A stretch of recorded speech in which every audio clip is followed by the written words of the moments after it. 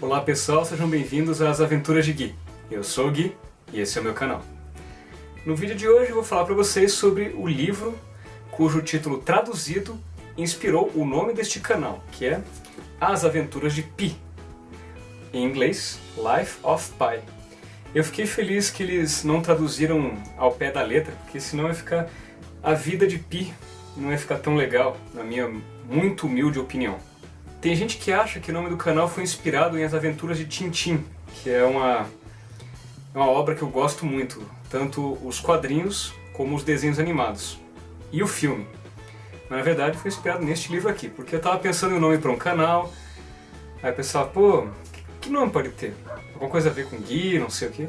Aí veio As Aventuras de Pi, As Aventuras de Gui, e tá aí até hoje. É um nome que eu gosto bastante. Essa edição aqui eu ganhei de presente da Vicky, depois de várias semanas pensando se eu comprava ou não, se não deixava para depois, se eu comprava a versão traduzida e não sei o que, ela me deu de presente de Natal, fiquei muito feliz. Obrigado de novo, meu chuchuzinho. E quero que todos vocês saibam que eu gostei muito desse livro, eu achei ele muito legal, muito envolvente.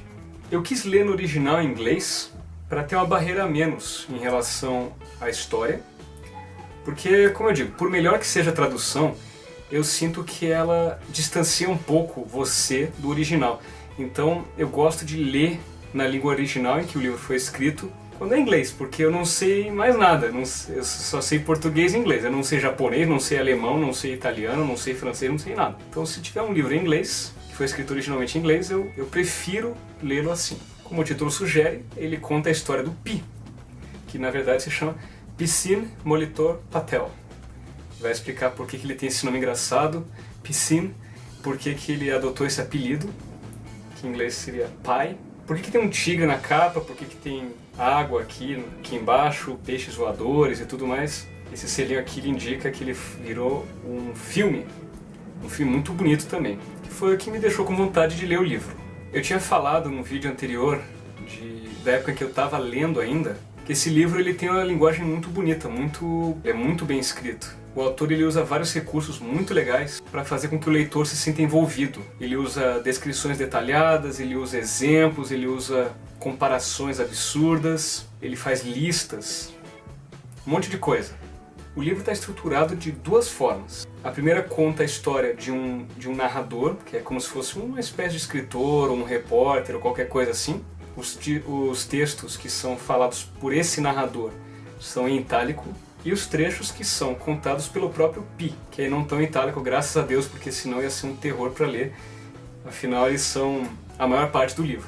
A história basicamente é a seguinte: a família do Pi tem um zoológico na Índia. Aí eles vão se mudar para o Canadá, porque a situação na Índia está complicada, a situação econômica e política está complicada. No meio do caminho o navio naufraga e o Pi tem que sobreviver durante muitos e muitos dias no mar em um bote salva-vidas com um tigre de Bengala, que é o Richard Parker.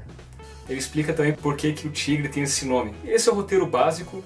Antes do naufrágio, ele conta uma história elaborada sobre a vida do Pi, sobre a história dele, sobre as buscas religiosas dele, também são uma parte importante. A espiritualidade é uma das coisas que sustentam o Pi durante essa provação dele, de certa forma. Ele conta em detalhes a sobrevivência do Pi durante o naufrágio e tem o final da história quando ele é resgatado. Eu não vou entrar em detalhes, eu acho que não cabe, mas eu digo para vocês que é muito interessante. É muito bacana a forma como o personagem é construído, como você se envolve com ele, como você se importa com ele. O livro ele é dividido em capítulos. Tem alguns capítulos que são bem curtos e alguns que são bem longos. É difícil para aquelas pessoas que vão lá e gostam de terminar só no capítulo, porque de repente você está em um capítulo que é super longo, você precisa terminar, você precisa interromper a leitura, mas você não quer. Então não se guiem muito por essa divisão dos capítulos para organizar a sua leitura, porque não vai adiantar muito. Tem os capítulos que são só um parágrafo, 2 parágrafos. Ele vai alternando um pouco no começo entre o escritor, o repórter, ou sei lá o que, e o Pi. Aí a partir de uma certa parte é praticamente só o Pi contando. Aí no final, quando fala do resgate e do depoimento dele para investigadores que estão analisando por que o navio afundou, aí que o narrador volta. Não é um livro, eu penso, que agrada fácil. Por quê? Ele parece relativamente fino, se a gente olhar. Não é nada demais. Só que esse papel é fino e ele, apesar de ser uma diagramação confortável, não tem imagens muito grandes, não tem figuras. Então é um livro relativamente grande, relativamente extenso. Algumas partes são demoradas, a meu ver, são enroladas. Vai lá e conta como ele foi na mesquita, e como ele foi na sinagoga, e como ele foi na igreja e no monastério, não sei o que, não sei o que, não sei o que. Ou tem algumas partes que falam de como ele sobreviveu ao naufrágio. Falam de dias que iam se passando, e porque tinha dias em que chovia, e tinha dias em que não chovia, ele ficava cansado, ele ficava com calor, e não sei o que, não sei o que, não sei o que, não sei o que. Algumas partes são enroladas, são cansativas, por mais saborosa que seja a escrita do autor, então isso pode não agradar todo mundo. Mas acho que todo mundo deveria dar uma chance para esse livro. Eu acho que é comum que alguns trechos não agradem a gente. E quando o livro é bom, quando o livro é bem escrito, é bacana, esses trechos eles se tornam menos importantes no total. E você se empolga para passar por eles. A arte é muito bonita. Dessa edição aqui pelo menos. Eu vi outras edições, achei muito bonitas também. A edição nacional também. Eu acho que ela não tem verniz localizado, que é um diferencial bacana dessa aqui. Tem uma foto do filme, então não é uma ilustração icônica. E eu achei o cartaz e a arte do filme muito bonitos, então não me incomoda que tenha sido usado como capa pro livro. E o que dizer deste livro aqui, que eu mal conheço e já considero pacas. Você se envolve com o livro, você se envolve com o personagem, você sente a alegria dele quando ele está com a família, quando ele está passando pelo zoológico, quando ele está fazendo as buscas espirituais dele. Você sente a agonia dele quando ele está passando sede, passando fome, quando ele está com medo do tigre. Eu acho que o autor cumpre muito bem o papel dele de fazer com que você se importe. Isso é uma das melhores coisas desse livro, junto com a linguagem dele, que é muito bem estruturada, muito bacana. Eu só tenho duas reclamações a fazer em relação a esse livro. A primeira, eu já falei, que tem algumas partes que são muito enroladas. É compreensível, porque a gente está falando de um livro que conta uma história de vida, conta um naufrágio, então a parte do naufrágio é mais fácil de entender porque que ele quis estender em alguns trechos. É para passar para o leitor aquela sensação de tédio, aquela sensação de abandono, de privação. Mas tem outras partes que ficaram meio chatas, meio longas demais. E a segunda reclamação é que no começo o autor fala que esse é um livro que fará você acreditar em Deus. Isso aqui não é, até onde eu sei, não é uma história que aconteceu de verdade. Não é um depoimento fantástico de um sobrevivente e com fé e esperança conseguiu passar por uma grande provação. Isso aqui não é uma biografia de um santo que faz você pensar que o mundo pode ser mais complicado do que parece. Isso aqui é uma ficção.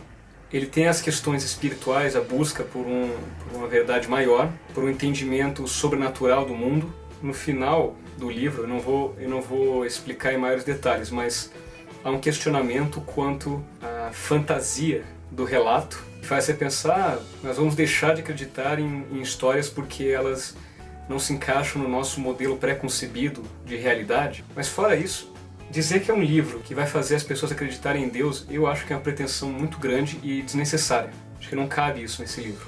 Fora isso, só tenho elogios a fazer esse livro.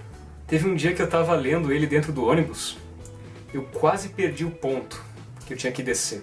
Eu ia descer perto da casa da Vicky, ela espera no ponto.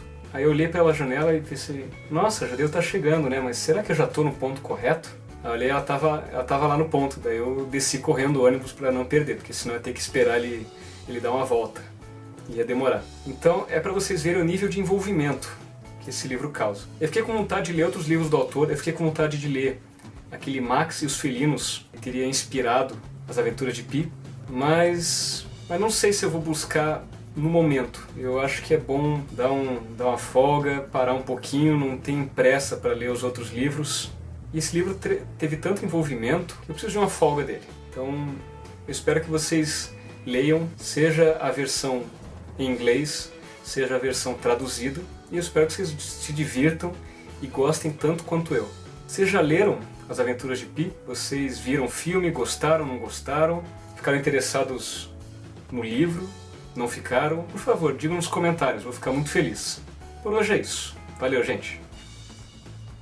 Deixe seu comentário, se inscreva no canal, dê um joinha se você gostou do vídeo. Muito obrigado pela atenção e até semana que vem.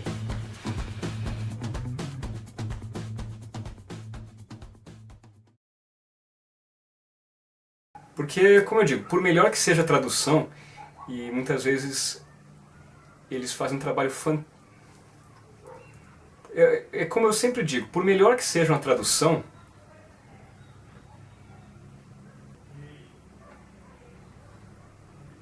só um minuto.